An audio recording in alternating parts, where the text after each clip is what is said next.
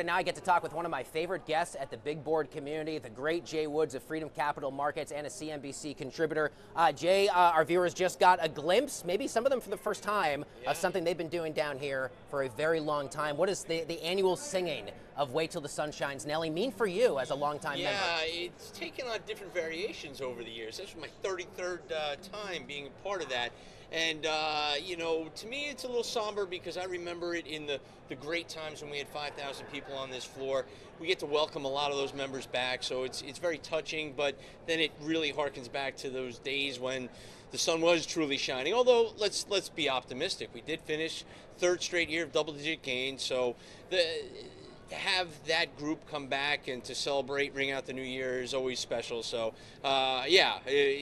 we can go to dark places. We can focus on the highlights. I like to focus on the highlights, and it was great to see a lot of the old crew back singing out the new year and hope for a great 2026. 3 consecutive years of double-digit gains. Here's the number, my friend, 68, 45, 50. Yep. This time last year, I knew a guy who said the market would finish at 6,900. My man, you were just a few points off here. What did you see? One day off. How did you get it so right Well, when so many others were not as sure? You go back and you study what we went through during the Trump administration 1.0. We did say there's going to be turmoil out of the gates, tariffs coming at us fast and furiously, and then what would we do? We would judge how we performed based on the market, and that's what this president has done. The market's been his report card, and as soon as he saw that these tariffs were not going well, what did we do? We backed off, and we started to see some strong earnings growth, technology-led. That's what we thought would lead, technology, then communications. Thank you to Google having a banner year, and we finished the year almost at those highs, and now we begin with a lot more questions going into 2026. It should be fun to watch the next few weeks.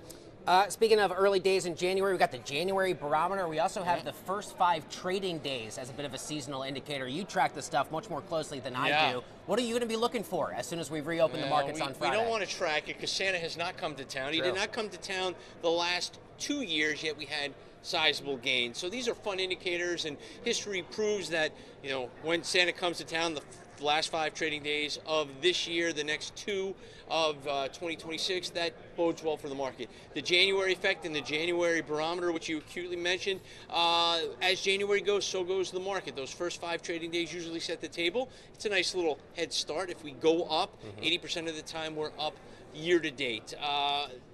I don't put too much stock into it, but we do want to start the year on an uptick, and we'll see how that bodes on Friday, and then the first full year, January 5th to January 9th. Hopefully we can get off to a good start, and we'll see. But like I said, a lot of headwinds coming after that first week of trading, that's for sure. I would never surprise a guest live on air with a bit of unexpected trivia. But you are well, it's kind of a present for you, but you're no average guest. You're a very good friend of ours here. Time now for some rapid fire wrap up.